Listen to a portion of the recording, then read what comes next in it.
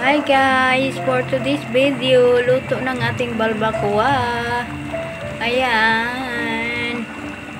Yummy, yummy yan. Oh, di ba? Salap.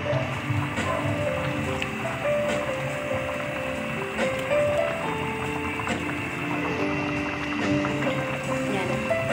May hinog na saging, saba. Tapos may ano pa yan, tawag dito, pork and beans, saka pineapple chunk. Yan lang muna guys for today's video. Ayan, para sa aming hapunan for this Christmas. Thank you guys.